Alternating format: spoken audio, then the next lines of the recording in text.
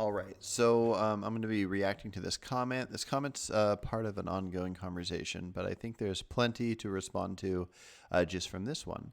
So the reaction is to the idea of pleasure and pain. So the question is whether pleasure in life outweighs the displeasure. So every day on a farm, every day a farm animal has the pleasure of being fed, kept in a way that protects them, often is temperature controlled and protects from the accidents and predation. So as far as the predation goes, which would be the act of not being eaten by a predator, we're talking about animals that are bred into existence. So there is no predator. You don't have to breed them into existence. Um, and same thing would go for all of these different things. So everyday farm animal has a pleasure. Okay, so you get pleasure of being fed. So not getting eaten is not a pleasure. Protects from accidents. That's not a pleasure, but the accidents wouldn't happen if they're bred, if they weren't bred into existence. So if we're talking about breeding into existence, therefore there aren't the accidents or the predation. We don't have to worry about that. So now the question is breeding them into existence. Is this good or bad if the majority of their life they're having good things, which would be being fed? And having temperature controlled.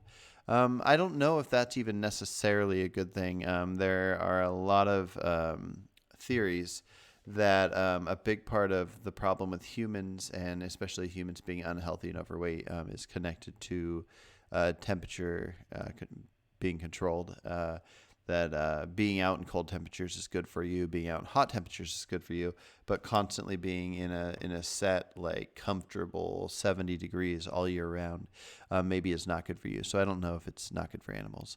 Okay, so now let's see. It says so now you have to determine if the pleasure outweighs the brief moments of displeasure. Do you feel that you can determine this? Do you think that people can choose to eat meat which is cared for in a manner that they believe is pleasurable? I don't know. It's complicated to go off of what they believe.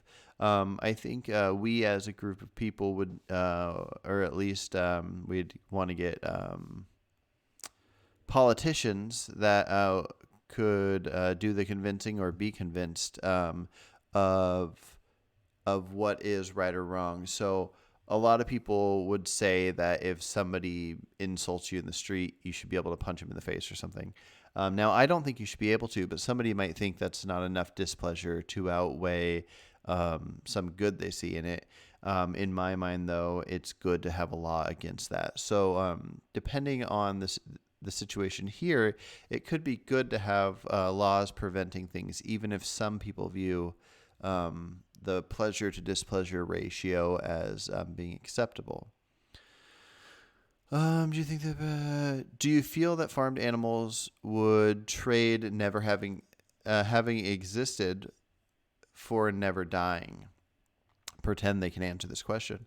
So if they could answer the question as in if you could just give them the ability to speak English, and then therefore I could hear what they say. I don't know if they're even capable of thinking that through. Like even if they could talk, do their thoughts even get to that level whatsoever? So I don't think so. But I don't think an animal would have a thought on existing. Now, once they already exist, if they were told like, would you rather not have existed, or do you want to keep living on this hypothetical maybe free range area? I don't know what their answer would be. I don't know what mine would be either though. If right now I was told like, "Oh yeah, so you're 37, when you hit 40, we're going to kill you and eat you." And I'm like, "Oh dang," and I have no way to get out. I mean, I'd probably say, "Yeah, let me live out these next 2+ years before you kill me and eat me. My life's going pretty good, so go for it." Does that make it right? No. But more importantly, the breeding seems to be the issue, because I would say that once you already exist, if something within you makes you want to keep existing, and I don't mean just a intuition or an instinct, but I mean like a desire you have to continue. Because I don't think it would be worth going off of an intuition. If a cow is being attacked by another animal, it'll move in a way where it doesn't want to be harmed, it doesn't want to be killed, but that's just acting off instinct.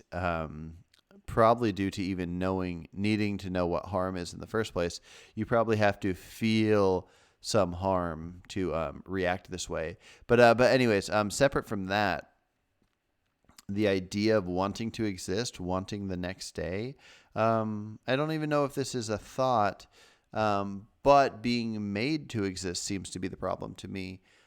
If this was happening with humans, I would say that it would be better to not make them to exist. Don't bring them into existence. Once you're already in existence, that's a whole different story. But yeah, it's complicated. If we're viewing this as kind of like pets, like if you had a cow or a pig or something that was a pet and you gave it this great life, the question is it better to have this than for an animal to be out in the wild? And I would say, I think it's probably better to have that freedom, to have that choice out in the wild. But yes, an animal being owned by a person, if it's treated well, will experience an overall better life than an animal out in the wild, I would guess. But that doesn't mean that should be how it is. That doesn't mean that that's what they would want. That would just be the outcome.